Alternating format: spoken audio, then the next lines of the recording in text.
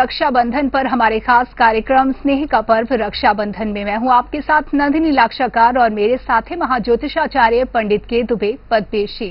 पंडित जी, बहुत बहुत स्वागत है आपका। तो रक्षाबंधन भाई और बहन के बीच के स्नेह का पर्व, प्रेम का पर्व, और इसके साथ ही जिस तरीके से ये वो दिन होता है जब एक बहन अपने भाई की कलाई पर राखी बांधती है और बदले में भाई उम्र भर उसकी रक्षा करने का वादा देता है और वचन देता है।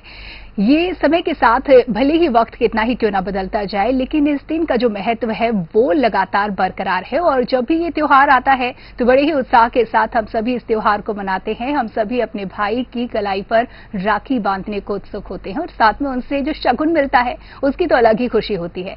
लेकिन पंडित जी, जिस तरीके से हम देखते हैं हर बार ग्रह और नक्षत्रों की चाल का असर कहीं ना कहीं त्योहार पर पड़ता है। इसके जो मुहूर्त होते हैं, काल होते हैं, महत्व होते हैं, उस पर पड़ता है। और इस बार जिसने सबको परेशान कर रखा है वो है भद्रा। कहा यह जा रहा है कि भद्रा के चलते जो समय है वो बड़ा सीमित रहेगा राखी बांधने का। तमाम तरीके की आशंकाओं से जो मन है वो घिर गया है। सबसे पहले हम हमारे दर्शकों को बताएं कि आखिर भद्रा है क्या। नंदिनी जी, भद्रा एक महिला है। भद्रा एक महिला है। ओहो। और कितनी प्रभावशाली है कि उसका आने पर कोई भी काम निषेध मान लिया जाता है। जी। भगवान सूर्य की बेटी है जी। भद्रा। भद्रा का प्रभाव आकाश में भी है, धरती पर भी है और पाताल पर भी है। भद्रा में होलिका दहन निषेध है। जी। भद्रा जब होती है तो उस समय कोई भी महत्वपूर्ण कार्य जो चल रहा होता है उसको करते रहते, कोई नया कार्य प्रारंभ नहीं करते। जी। व्यवधान उत्पन्न होते हैं। जी जी। ऐसा माना जाता है। जी। इस बार भी रक्षाबंधन के पर्व पर भद्रा की छाया है, भद्रा है। जी। और महीने में कई बार भद्रा का प्रवेश होता है। अच्छा। जी जी। ऐसा नहीं कोई हाँ, कि सिर्फ त्योहारों पर ही होता खाली त्योहारों पर। जी, जी। ये संयोग है कि त्योहार पर भी है। जी। भद्रा था, भद्रा का अपना काल खंड होता है। 30 तारीख को श्रावणी यानी पूर्णिमा प्रारंभ होगी। जी। क्या बजे? 10:59 पर। जी जी। उसी समय भद्रा प्रारंभ हो जाएगी। ठीक उसी समय पर। जी जी। 10:59 पर भद्रा प्रारंभ हो जाएगी। जी जी। और रहेगी रात को 9:03 तक। जी। तो रात के 9:03 तक जब भद्रा रहेगा का प्रभाव होगा तो कैसे आप राखी बांधेंगे? पूरा दिन 30 तारीख का तो भद्रा में ही गया। हाँ। बिल्कुल। उस दिन स्नान दान की पूर्णिमा है। जी। तो पूर्णिमा तो उस दिन भी है। 31 तारीख को पूर्णिमा सवेरे 7:06 तक है। जी। तो ऐसी स्थिति में आपको क्या सुविधा है? आप रात को राखी बांधना चाहते हैं। कई लोग परंपरावादी होते कि नहीं, हम तो नहीं सब रात को राखी बांधेंगे। जी जी। हमारे यहां तो पहले कभी राखी रात को नहीं बांधी गई है। जी। तो 31 को बांधेंगे सुबह। जी। जो लोग कि नहीं हम तो ठीक है रक्षाबंधन 30 को ही मनाएंगे, रात को ही 9-10 बजे राखी बांधेंगे। वैसे कोई बहुत बड़ी रात भी नहीं होती है। जी जी बिल्कुल। तो बांध सकते हैं। तो जो सुबह मनाना चाहते हैं वो सुबह मना सकते हैं, जो रात्रि में मनाना चाहते हैं वो रात्रि में रक्षाबंधन का ही त्योहार मना सकते हैं। लेकिन जो भद्रा काल है उसकी जानकारी आप तक दे दी गई है। तो पंडित जी, आखिर क्या वजह होती है इसकी कि भद्रा काल के दौरान राखी बांधने के लिए या फिर कुछ शुभ कार्य करने के लिए मनाही होती है? पॉजिटिव और नेगेटिव हर ऊर्जा में होता है। सूर्य की रश्मियां आपको विटामिन डी देती हैं, वही सूर्य का जो प्रभाव है वो जी आपके जीवन की रक्षा करता है, जीवनी शक्ति देता है। बिल्कुल। जी जी। लेकिन उससे उत्पन्न होने वाली बहुत सारी चीजें बड़ी कष्टदायी भी है। जैसे शनि देवता। वाकई शनि देवता के नाम सुनने से ये लगता है जैसे किसी ने कह दिया हो कैंसर हो गया है। नाम लेने में भी डर लगता है। जी जी। वो न्याय प्रिय है। अगर आप अपने प्रति न्याय करते हैं, अपने संस्थान के प्रति करते हैं, अपने परिवार के प्रति करते हैं, अपने देश के प्रति करते हैं, अपनी जन्मभूमि के प्रति करते हैं, तो न्याय का प्रभाव अच्छा रहेगा। बिल्कुल। तो न्याय प्रिय है तो है तो है। जी बिल्कुल।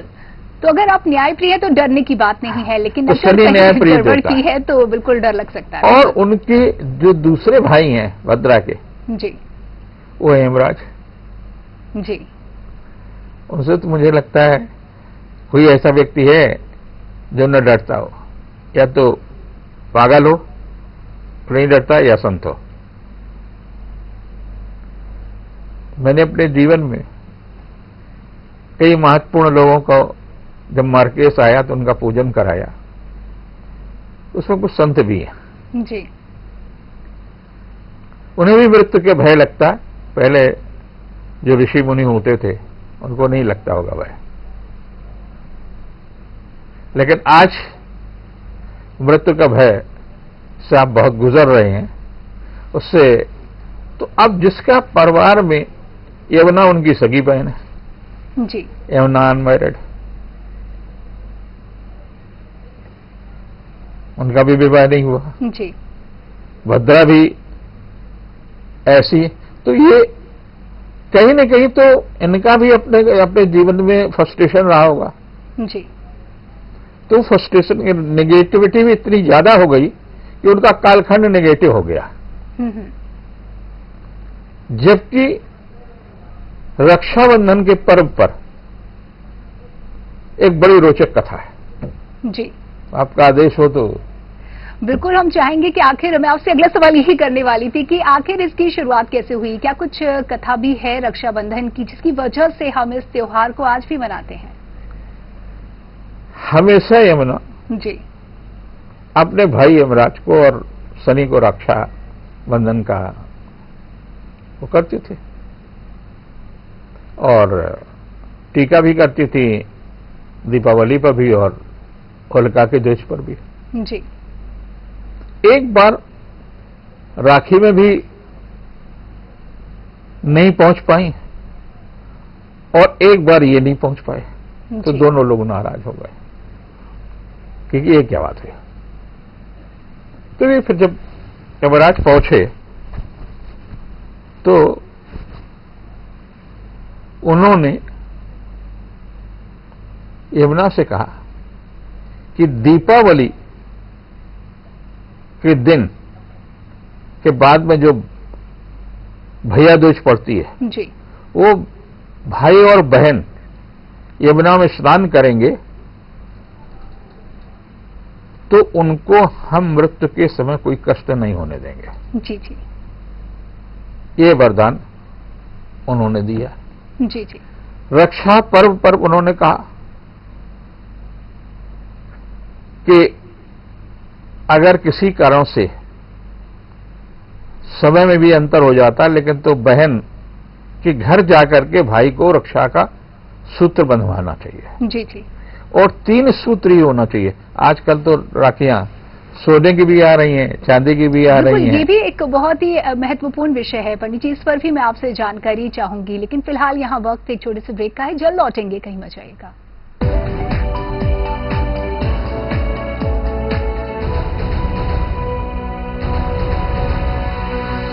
कब्ज, गैस, पेट का भारीपन दूर करे। टेक्नोफार्म की कैस्टोफिन टैबलेट व चूर्ण कब्ज भगाए। कैस्टोफिन टैबलेट व चूर्ण कैस्टोफिन। उत्सव आपका, कलेक्शन हमारा। इस मॉनसून में अंकित साड़ीज लाए हैं एक से बढ़कर एक ऑफर।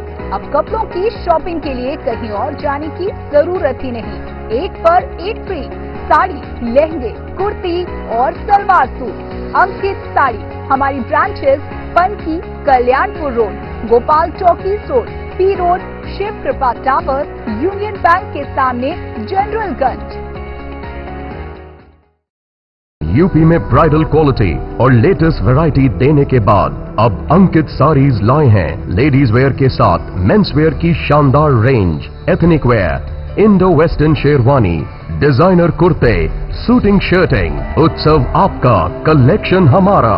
अंकित साड़ीज आएं और अपने उत्सवों के लिए संपूर्ण रेंज पाएं, वो भी होलसेल रेट में। वेडिंग के latest collection, bridal lehenga, gown, party wear saris, salwar suit. Ankit saris, P road, Generalganj, Kanpur. नई ब्रांच 255 पनकी रोड, कल्याणपुर। 24 घंटे इमरजेंसी सेवाएं देने वाला Chandni hospital private limited, multi specialist hospital, Aryanagar, Kanpur. Hospital की ओर से संचालित Chandni school of nursing and paramedical centre व चांदनी कॉलेज ऑफ नर्सिंग, यहाँ कुशल निर्देशन में तैयार किया जाता है पैरामेडिकल और नर्सिंग स्टाफ।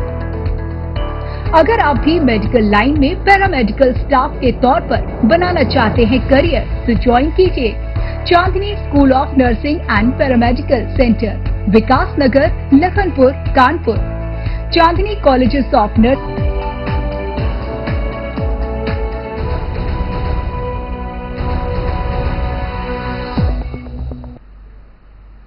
ब्रेक के बाद आप सभी का एक बार फिर से स्वागत है। रक्षाबंधन के विशेष कार्यक्रम को देख रहे हैं आप और चर्चा चल रही है पंडित जी से बहुत ही खास। और इसी चर्चा को आगे बढ़ाते हुए पंडित जी, सवाल यही आपसे करना चाहूंगी। आपने राखी का जिक्र किया, राखी में कितने सूत्र होने चाहिए इसका जिक्र किया, कुछ इसके बारे में विस्तार से हमारे दर्शकों को बताएं। एक समय ऐसा था जब देव और असुर जी दोनों संग्राम कर रहे थे। लगातार देव पराजित होते रहे। तो जाकर के ब्रह्मा के पास इंद्र पहुंचते हैं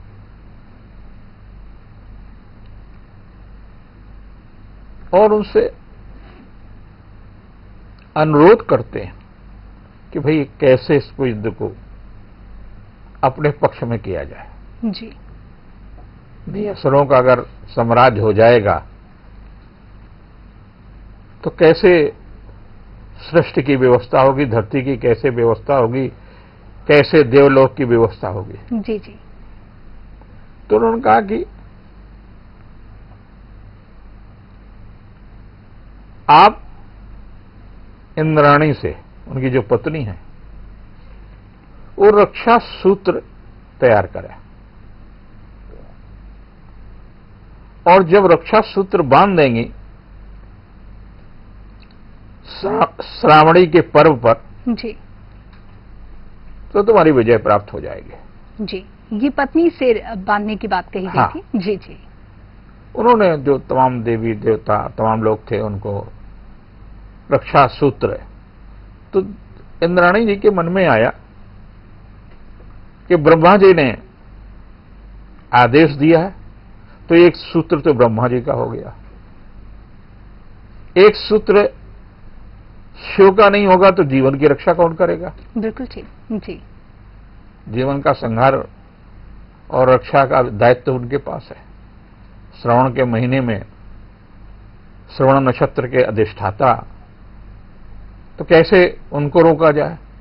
तो उन्होंने कहा फिर विष्णु के नाम पर एक सूत्र हो जाए। तो 3 सूत्र हो गए जी।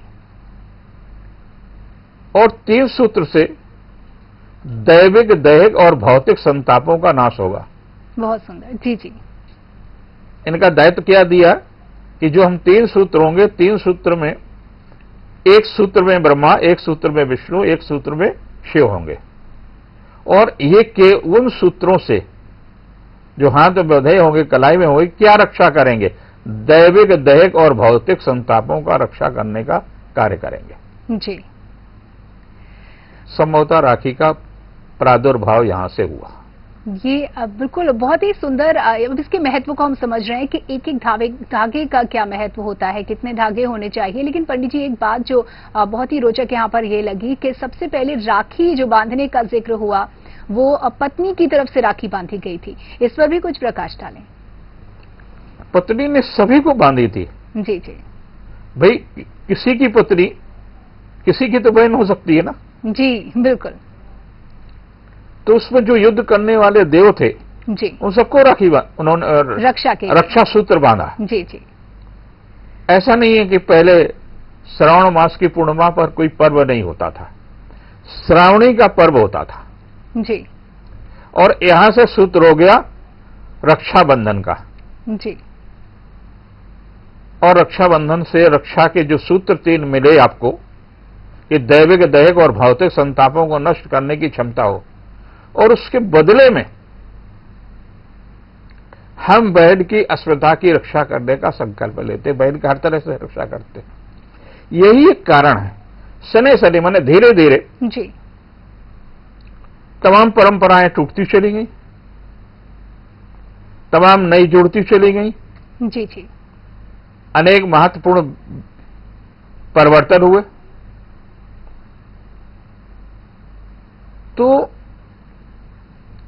पहले जब बेटी का विवाह होता था तो बेटी के पिता का भी सम्मान की रक्षा की जाती थी। जी, लड़के की खोज के लिए, वर की खोज के लिए गुरुकुल होते थे। जी, कि अच्छा, हमको पढ़ा लिखा लड़का चाहिए, तो गुरुकुल वहां रहते थे। राजा का भी लड़का रहता था और सामान्य व्यक्ति का जो शिक्षा प्राप्त करते थे गुरुकुल में रहते थे। गुरुकुल में 24 साल 11 महीने 27 दिन रहना पड़ता था।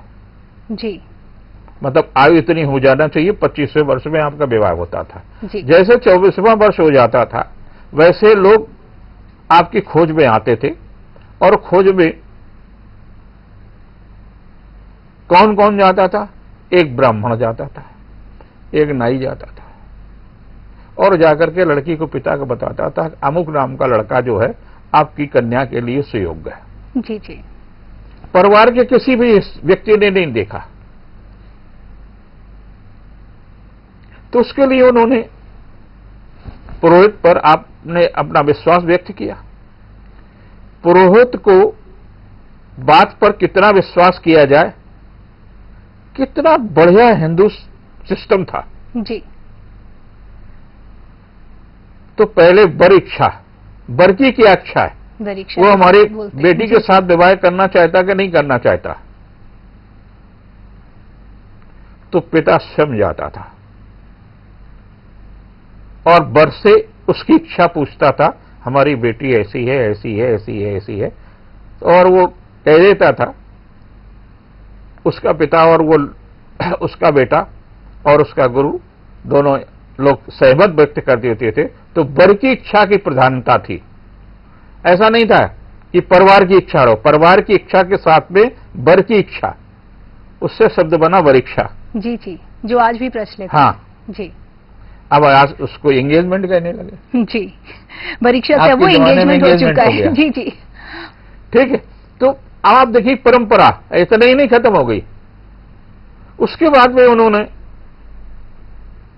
लड़की के पिता के दोनों का काम खत्म हो गया। अब उसके बाद में तिलक होता था, दूसरा कार्यक्रम होता था तिलक। तिलक का कार्य जो होता था भाई करता था। ये हम भी तो देख लें, जो हमारा होने वाला मानवर है वो कैसा है, हमारे समकक्ष है, हमसे बेहतर है, हमसे निम्न स्तर का है। पिता पर भी विश्वास नहीं है। जी, कितनी स्वतंत्रता परंपराओं में थी, जो धीरे धीरे धीरे विश्वास आज की तारीख में सब कुछ खत्म हो गया। वाकई। अब वहां तिलक करता है, तिलक भी बराबरी का होता है। आखिरी में जब रजाबंदी हो जाती, वो लड़का को सहमत हो जाती, तब उसके टीका करता है और टीका के बाद में पान देता है। तो माला जो पहनाई जाती है तो लड़का अपने साले को होने वाले साले को और साला अपने होने वाले जीजा को पहनाता है जी। यानी बराबर से उसके गले मिलते हैं। ये उसके दिमाग में नहीं आ जाए कि आप बहुत बड़े आदमी हो गए अगर हमारी बहन के साथ में। फिर उसके बाहर में जब बारात आती है तो मां कहती कि हमें भी विश्वास नहीं है जी जी कि तुम लोगों ने सही निर्णय लिया नहीं लिया।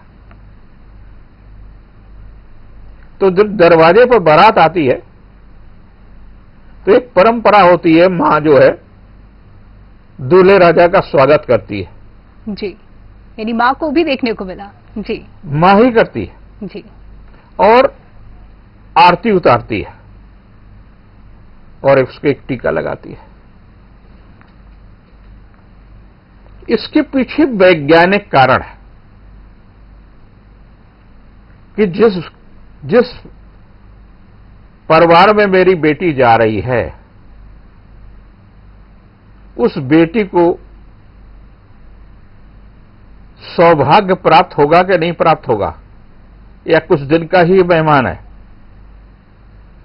तो चूने और हल्दी का वो टीका लगाती है। जी रक्षाबंधन में भी यही टीका लगाया जाता है, रोली का नहीं लगाया जाता। ये तो अब आपने अपना सुविधा भोगी होने के चूना और हल्दी मिलाकर के जो टीका लगाया जाता है वो माथे पर लगाया और उसने आरती की और देखती है कि आरती के किस चक्र में ये सूखता है टीका। जी अच्छा। और ऊपर बेटी खड़ी होती है, खुद आंख से देखती है कि होने वाला पति जिसके साथ आपको जिंदगी गुजारनी है वो आपके अनुकूल है या नहीं है। हमारी मां बूढ़ी हो गई है, इसकी आंखें हो सकता न देखें, और वो भी देखती ऊपर से कि किस चक्र में ये टीका सूखा, और जैसे वो सूख जाता टीका ऊपर से अक्षत डाल देती कि मुझे भी पति स्वीकार है। जी बहुत ही सुंदर ये वाकई परंपरा। और देखिए कहने को परंपरा है, मान्यता है, लेकिन इसका जो व्यवहारिक पक्ष है पंडित जी वो जिस तरीके से आपने बताया। जी जी आप किसी भी कैंसर पेशेंट को या किसी भी ऐसे पेशेंट को जिसकी आयु कम है उसको हल्दी और चूने का टीका लगाइए, अगर 52 सेकंड में नहीं सूखता है तो ये समझ लीजिए उसके शरीर में पुरुषार्थ की कमी है और जीवन की बहुत लंबा जीवन नहीं होगा। इसको आज भी आप टेस्ट कर लिए, इसलिए ये परंपरा थी। बिल्कुल। तो देखिए अगर बात की जाए पंडित जी, जो हम इन मान्यताओं को समझ रहे हैं, बहुत अच्छा लगता है जब इनका वैज्ञानिक और व्यवहारिक पहलू सामने आते हैं, और यही वजह है कि युवा भी इसे समझेंगे तो वो भी इसे अपने जीवन में आत्मसात करेंगे और अपने जीवन का हिस्सा बनाएंगे, जो कि बहुत जरूरी है। बात अगर की जाए राखी के दौरान, राखी बांधने के समय, क्या किसी खास मंत्र का प्रयोग भी किया जा सकता है इसे और अच्छे से मनाने के लिए? नहीं, वो मंत्र है जी, लेकिन सब लोग अपनी परंपरा के अनुसार बांधते हैं और परंपरावादी हम लोग हैं, इसलिए आप अपने परंपरा के अनुसार कैसी आपकी परंपरा को जैसा हमारे घर में होता उस तरह से जी करिए। जी बिल्कुल। उसमें कोई नई परंपरा का जन्म न दीजिए। जी परंपरा वहीं जीवित रहती हैं जिनमें 3 गुण होते हैं, जी चाहे वो कोई मेला हो और चाहे कोई उत्सव हो और चाहे कोई वो पर्व हो, जी उनमें 3 गुण होना चाहिए। सामाजिक समरसता है कि नहीं है, नंबर 1। नंबर 2 व्यवहारिक है या नहीं है, और नंबर 3 आर्थिक है या नहीं है। जी अगर तीनों चीजें हैं तो वो परंपरा जीवित रहेगी। अब आप देखिए, हमारे यहां निछावर देने की परंपरा एक सामाजिक है जी बिल्कुल, कि हमारे ये साथ जुड़े हुए हैं तो इनकी भी भोजन और वस्त्र की व्यवस्था की जिम्मेदारी मेरे यहां है। उसको वस्त्र भी देते हैं, पैसे भी देते हैं, सब कुछ देते हैं। जी ये सामाजिक परंपरा है। तमाम सारे ऐसे विवाह और मांगलिक कार्यों में परंपराएं होती हैं कि फलाने से सिंदूर भराना चाहिए पहले, जी क्योंकि आजकल जात सूचक तमाम शब्द हो गए हैं, इसलिए नहीं मैं बोल रहा हूं। जी जी। तो लोग उसके यहां जाते हैं और अपना सिंदूर बिटिया का, उससे पहला सिंदूर उसका होता है जी। और उसके बदले इसमें बहुत सारी चीजें देनी होती। अब दूसरे व्यवहारिक पक्ष की हमारे ऐसा समय तो नहीं कि पानी बरसने वाला बरसा, इसलिए बरसात में शादी चतुर्मास में नहीं होती थी जी, ये मुश्किल हो जाता हाँ। है। जी जी। तीसरा आर्थिक, कि आपने सब लोग जितने लोग आते हैं कुछ आपको देते हैं और कुछ आप उनको देते हैं। जी। बेटी आपकी आई शादीशुदा, उन्होंने कहा नहीं पापा हम तो ये तो नहीं लेंगे, हमारी बेटियां अभी भी गई थी। जी। उन्होंने कहा दोनों कार्यक्रम हमने जब दोनों बच्चों का विवाह एक साथ किया तो उन्होंने कहा नहीं 2 गिफ्ट होते हैं, हमको दोनों को दो गिफ्ट देने पड़े। लड़ती उन साधन संपन्न है ऐसा नहीं है, लेकिन अपने हक के लिए, जी जी। अपने अधिकार को जताने के लिए वो करना चाहिए। अगर आप अपना अधिकार नहीं मांगेंगे, आप अपनी उपयोगिता साबित नहीं करेंगे, तो कोई आपकी उपयोगिता को स्वीकार भी नहीं करेगा, चाहे वो बेटा हो चाहे बहू हो, सारा सब कुछ। वहां ननंद का ही जूठा, सास का जूठा ही पहले आपको शरबत दिया जाता और भाभी का जूठा शरबत आपको दिया जाता था जी। कि ताकि आपस में सामंजस्य, दोनों में अहंकार न उत्पन्न हो कि मेरा सामाजिक स्टेटस बहुत ऊपर है, हम ननंद है, हम भाभी है। तो इस सामाजिक समरसता और सामाजिक मूल्यांकन और आर्थिक पक्ष जिन चीजों में, जिन पर्वों में नहीं होगा, वो मेले खत्म हो गए, वो पर्व खत्म हो गए। राखी में भी जो राखी तैयार करते हैं, करोड़ों रुपए का व्यापार उसके अंदर साथ जुड़ा हुआ, आर्थिक पक्ष जुड़ा हुआ। बिल्कुल। भाई के यहां जा रही हैं, कुछ मिठाई लेके जाएंगे, तो मिठाई वालों का व्यापार जुड़ा हुआ, चीनी का जुड़ा हुआ, खोया का जुड़ा हुआ, सबका जुड़ा हुआ। माली का जुड़ा हुआ, आप उसको टीका करेंगे, माला पहनाएंगे, उसको भी व्यापार उसके साथ जुड़ा हुआ। तो समाज के सब वर्ग को आपके पर्व से क्या लाभ मिल रहा है? अगर है तो पर्व जिंदा रहेगा। इसीलिए भारतीय परंपराएं, भारतीय पर्व कभी खत्म नहीं हो सकते। बिल्कुल, और व्यवस्था ही कुछ ऐसी है जिसे कभी खत्म होना भी नहीं चाहिए और ये यूं ही चलता रहे। लेकिन जरूरी ये है कि इसके महत्व से भी हम हर पीढ़ी दर पीढ़ी वाकिफ रहें और इसीलिए चर्चा हो रही है। पंडित जी, अगर बात की जाए, देखिए शादी के पहले जब भाई और बहन होते हैं और वो अविवाहित होते हैं तो एक अलग रिश्ता होता है, लेकिन जब विवाह हो जाता है तो बहन अपनी ससुराल चली जाती है, दूरी आ जाती है, और जब भाई की भी शादी हो जाती है तब इस त्योहार को मनाने का एक अलग अंदाज सामने आता है कि राखी भाभी के साथ बांधी जाती है। इसका क्या महत्व है? बहुत अच्छा। भाई अपनी पत्नी लेकर बहन के यहां जाता है। जी। क्यों जाता है? उसके पीछे कारण है। पिता और माता को इस बात की चिंता है कि हमारी बेटी जिस घर में हमने ब्याही है उसमें उसको क्या तकलीफ है, उसके घर का स्टेटस कैसा रह गया है। भाई और भाभी जब घर जाते हैं तो वहीं भोजन करते हैं।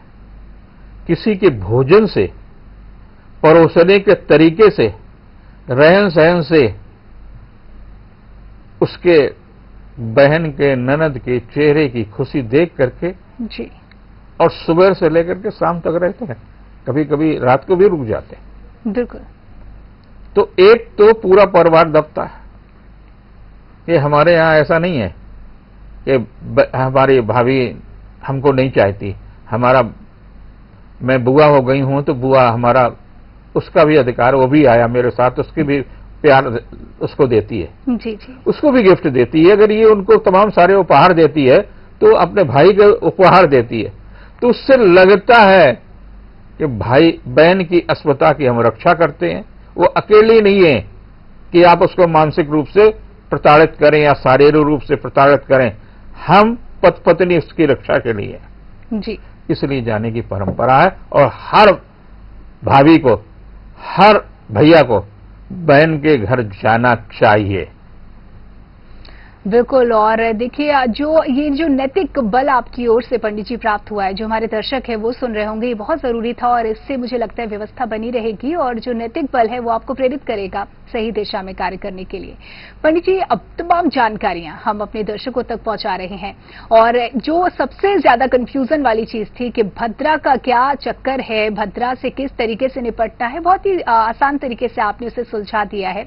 लेकिन मुहूर्त को लेकर के जो हमारे दर्शक हैं, जो श्रद्धा पूर्वक इस त्योहार को मनाते हैं, वो जो बहुत कॉन्शियस हैं, जिनको 30 तारीख को नंदनी जी जी बहन को टीका करना है, तिलक करना है, ध्यान रहे हल्दी और चूने का टीका इस बार करोगे जी।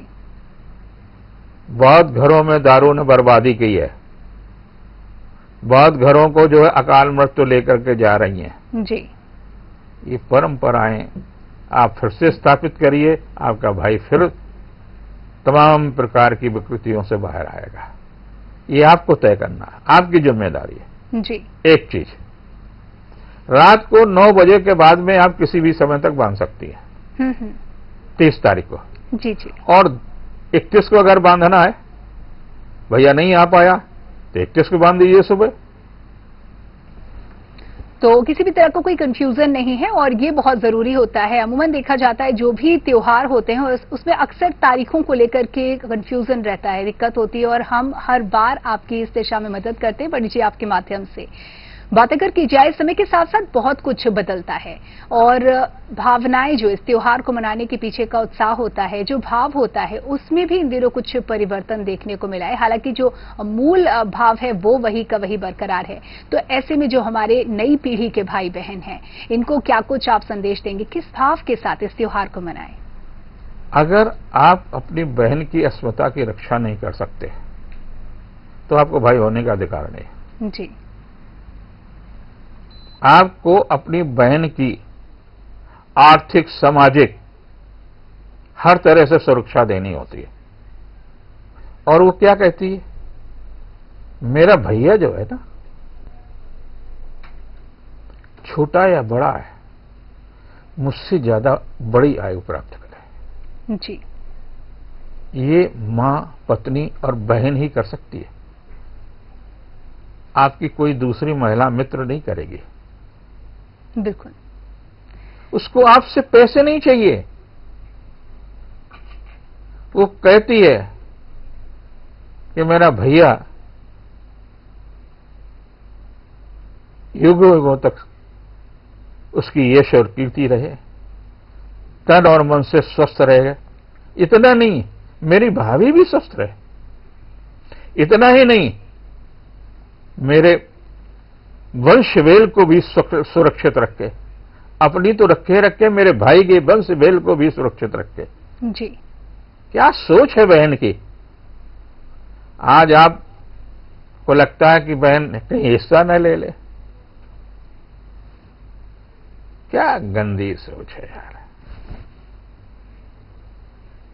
मेरी 2 बेटियां 2 बेटे, मेरे पास जो कुछ भी है सबका शेयर है। बिल्कुल। देखिए, और अगर आप न ले, कोई न ले, आपको देते रहना चाहिए। देने की कम से कम आदत तो डालिए, जो भी है वो दे दीजिए। बिल्कुल। तो देना अच्छा लगता है। भगवान ने लाइफ बनाई कि हमें नंदनी जी पढ़ता था जी, ट्यूशन करके अपनी पढ़ाई पढ़ता था, तो मैं अपनी बहन के पास गया हुआ था और मेरे पास उस समय एकमात्र स्वेटर फुल था जी। तो मुझे लगा कि बहुत दिनों से मेरी बहन के पास बढ़िया स्वेटर नहीं है। मैंने उस बहन को तुरंत दे दिया। ये भाव जरूरी है, बिल्कुल ठीक। और मैं पढ़ता था ट्यूशन कर करके। बिल्कुल। मेरी कोई आर्थिक स्थिति, पारिवारिक कुछ नहीं थी, मैं था, मेरी मां थी, और जो लोग थे उनका कोई मुझसे लेना देना नहीं था। बिल्कुल। आखिरी तक आज भी मैं जो यही चाहता हूं, हम साल में कम से कम एक बार अपनी बेटियों के यहां जाते जरूर हैं। पति पत्नी दोनों। कोई बंधन बेड़ियां नहीं, किसी और कोई डालने की कोशिश भी करे तो डाल नहीं सकता, क्योंकि मैं दृढ़ संकल्पी व्यक्ति हूं। जी जी। तमाम परंपराएं ऐसी हैं जो सामाजिक बेड़ियां डालती है। जैसे एक परंपरा अपने यहां बहुत खराब है कि दमाद सास के सौ को अगर छुएगा तो नरक मिल जाएगा, उसकी पूर्ण खत्म हो जाएगा दमाद के। जी। हमने इस परंपरा को तोड़ा। हमारे सास के प्राण हमारी गोदी में ही निकले और उनका पूरा संस्कार सारा सब कुछ था वो मैंने किया। उनके बेटा भी है, उनके पति भी थे, वो इतने बेवल थे कि शायद अनियंत्रित थे। जी। और मुझे लगता है कि इतनी वो धार्मिक और इतनी आस्थावान महिला थी, उनकी एक ही इच्छा रहती थी कि मैं जब भी आऊं तो वो अपने हाथ से जो बेहतर से बेहतर हो, सास ससुर दोनों, वो खिलाएं। जी। और हमारी उनके बीच में शर्त थी कि चलते समय हमको 1 रुपया भी नहीं देना, नहीं मैं कमजोर हो जाऊंगा और इस आशा में बार बार आपके घर आऊंगा कि हमको वहां जाकर के 150 रुपए मिलेंगे। जी। मेरा अपना स्वावलंबन और अपना आत्मसम्मान पर चोट होगी। ये एक अच्छी बात है कि मेरे दामाद भी दोनों इस तरह की बातें हैं। अगर मैं चुपचाप नाती पोतों को कुछ करता हूं तो कहते पापा देखो ये ठीक नहीं। बिल्कुल। लेकिन फिर हमारे अनुरोध को, एक बूढ़ी आंखों को सुख मिलता है तो स्वीकार कर लेते हैं। जी। तो ऐसा कुछ नहीं करिए जो आप किसी के लिए बोझ बने। आप दूसरे को सुख देने को बांटो। तो आप अगर सुख दोगे तो नंदिनी जी आपको सुख मिलेगा ही। बिल्कुल। देखिए, बहुत ही सुंदर चर्चा चल रही है और आपके व्यक्तिगत अनुभव पंडित जी इस चर्चा को और भी सुंदर बना रहे हैं, बहुमूल्य बना रहे हैं। अगर बात की जाए, देखिए जब भाई ज्यादा कमाता नहीं है तो मन में इच्छा होती है कि मैं बहुत सारा कमाऊं, अच्छे से अपने परिवार को रखूं, बहन के लिए बहुत कुछ करूं। लेकिन आज के परिप्रेक्ष्य में जो अपने आसपास देख रहे हैं, जब भाई और भी सक्षम हो जाता है तब कहीं ना कहीं अनदेखी की स्थिति आती है। बहन ही क्या, वो अपने माता पिता के प्रति जो उसकी जिम्मेदारियां बनती हैं वो भी पूरी तरह करते हुए नहीं नजर आता है। ऐसे में ये जो त्योहार है, ये इस दिशा में इस ओर बेहतर करने के लिए किस तरीके से अपनी भूमिका निभा सकता है? त्योहार क्यों है? रिश्तों को मजबूत करने के लिए जी। और मानसिक जो कुंठा के अंदर है उसको समाप्त करने के लिए। हम अभी कहीं से आ रहे थे तो रास्ते में मेरा गांव रोहिणी पड़ता है। जी। तो मैं रुका जी। और रुक करके एक सज्जन जो मेरे बचपन के मित्र थे, सहपाठी थे, तो रुका। तो उन्होंने कहा कि नहीं, ऐसा नहीं होगा यार, कुछ खा करके तो जाओगे। और वो मुझे शायद 52 या 53 वर्ष बाद मिले थे। जी। हमने तमाम सारी चीजें रोकी और उनके साथ गए। हम दोनों, हमने, हमारी पत्नी ने, उनकी पत्नी ने भोजन किया। जी जी। और आप नंदिनी जी, आप सोच नहीं सकती कि कितना आनंद आया मुझे। जी। तो ये आपको भी तो सुख मिलता है। आप अपना सुख क्यों छोड़ना चाहते? आप अपना सोट जैसा मुंह क्यों बनाकर रखना चाहते? आप इतना अहंकार क्यों पाल लेते हैं कि आप अपना ही जीवन नष्ट करने लगते हैं? और जब एकांकी हो जाते हैं तो गिलास का सहारा लेने लगते हैं, क्योंकि आपके पास अपना कोई नहीं होता। जी बिल्कुल। आप आनंदपूर्ण जीवन जीना है तो आनंद के साथ जिए। अगर परिवार में एक आध आदमी खराब भी है, उसको सुधारने की कोशिश करिए। नहीं सुधारता तो उसको पृथक कर दीजिए, बाकी परिवार को तो नष्ट मत करने दीजिए। बिल्कुल। देखिए, बहुत ही सुंदर बातें हो रही हैं। जिस तरीके से आपने कहा पंडित जी कि अगर कोई खराब सदस्य भी है तो प्रयास उसको सुधारने का होना चाहिए, ये बहुत अच्छी बात है। पंडित जी, अगर बात की जाए जिस तरीके से ये जो परंपरा चल रही है, रक्षाबंधन का त्योहार हम परंपरागत रूप से मनाते हैं, राखी बांधते हैं, तिलक करते हैं, मिठाई खिलाते हैं, मिलना जुलना होता है, लेकिन भाई बहन का ये त्योहार क्या अन्य रिश्तों को भी मजबूती देता है? जब छोटा बच्चा जी ये देखता है हमारी बुआ आई है, जी जी, अब बुआ कितनी खुशी से बच्चों के लिए उपहार लाई है, जी वो उपहार जिंदगी भर याद रहता है। जी, हमें याद है शारदा जिद्दी ने बहुत साल बाद जब मैं गया था, उनके बच्चे सारे सब स्टेब्लिश हो गए थे, एक दिन ऐसे उनके पास बैठा था, वो मंगोड़ी बहुत अच्छी बनाते थे जी, और हम जब जाते तो बनाते थे। तो उन्होंने कहा कि लल्ला एक चीज तो मैंने देखा है। हमने देखा और वो स्वेटर उन्होंने ला करके हमको दिखाया।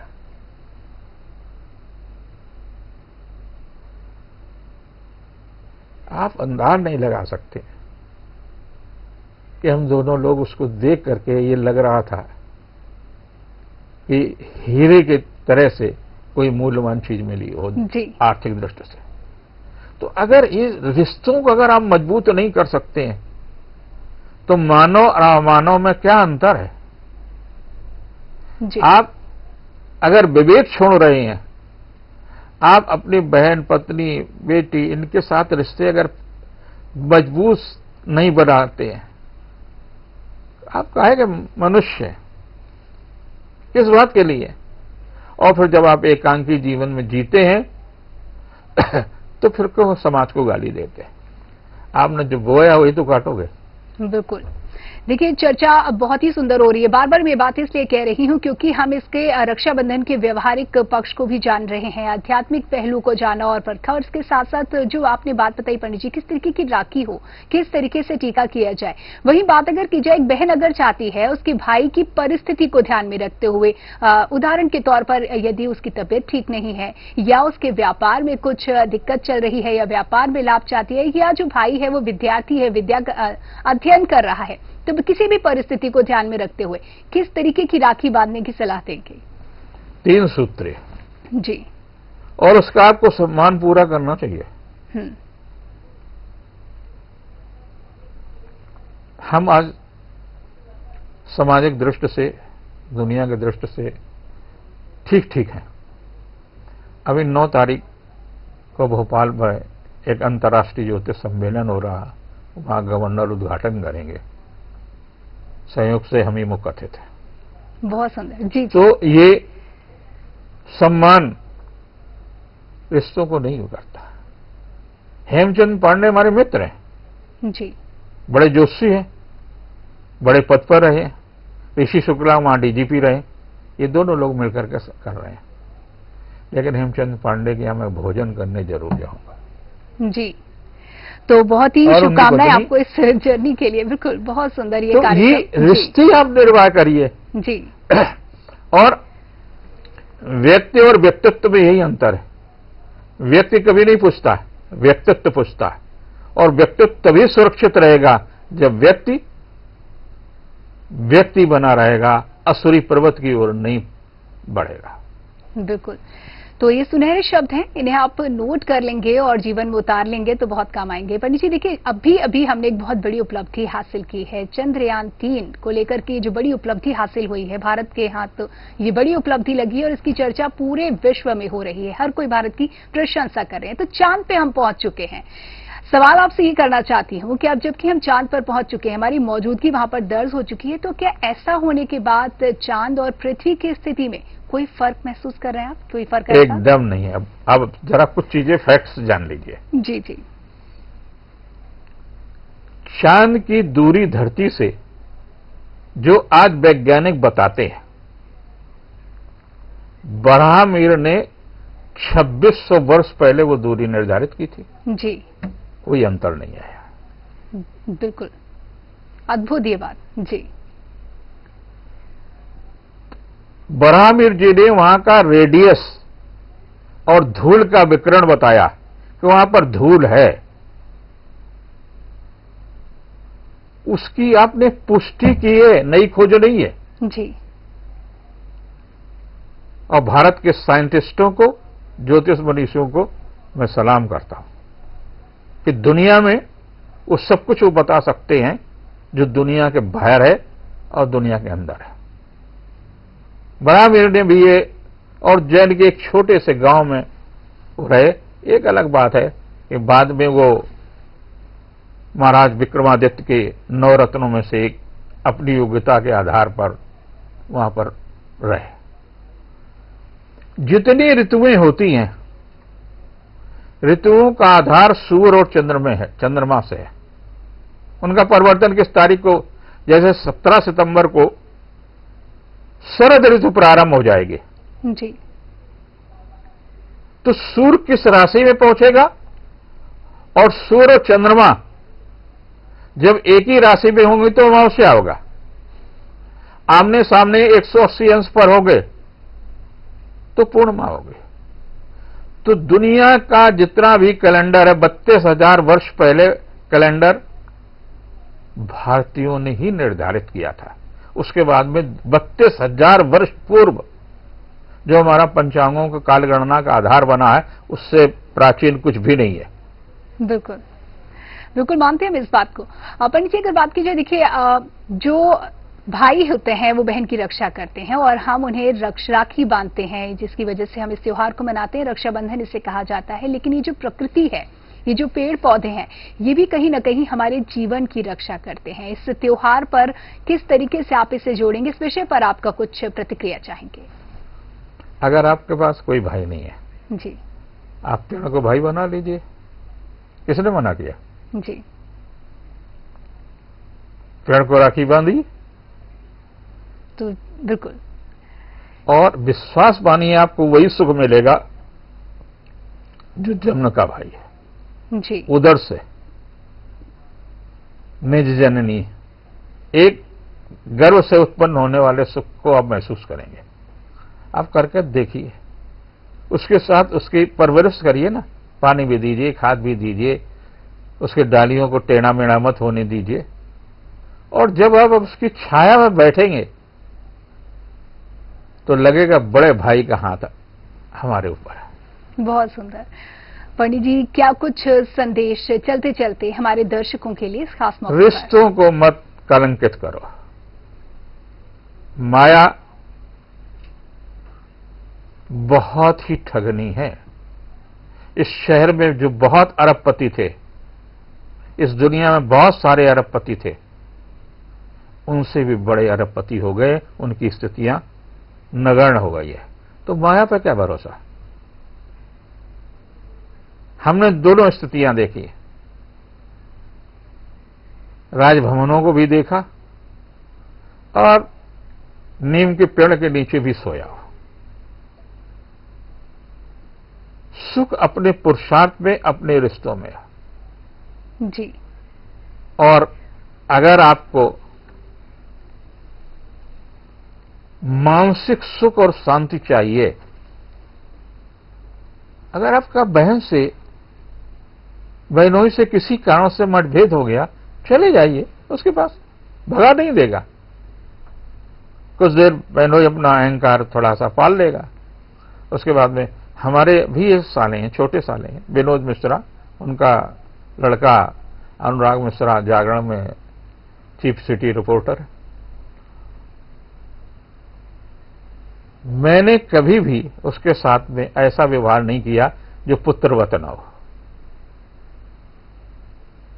और वो जब भी मैं उनके घर जाता हूं तो कोई अगर बैठा होगा तो जिस बात से मुझे चिढ़ लगती है वो बात जरूर कहेंगे। मेरी सगे बहनोई है पद्मिनी जी। सगा शब्द अच्छा नहीं लगता, बहनोई माने बहनोई है जी, सभी लोग जानते हैं।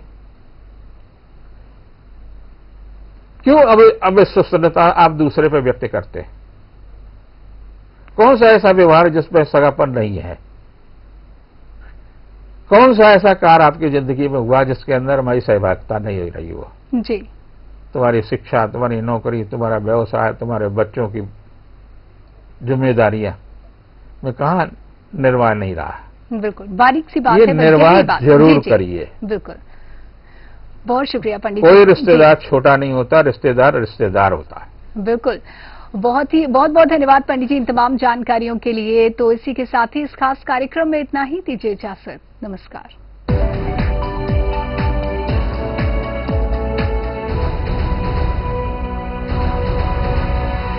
कब्ज, गैस, पेट का भारीपन दूर करे। टेक्नोफार्म की कैस्टोफिन टैबलेट व चूर्ण कब्ज भगाए। कैस्टोफिन टैबलेट व चूर्ण कैस्टोफिन।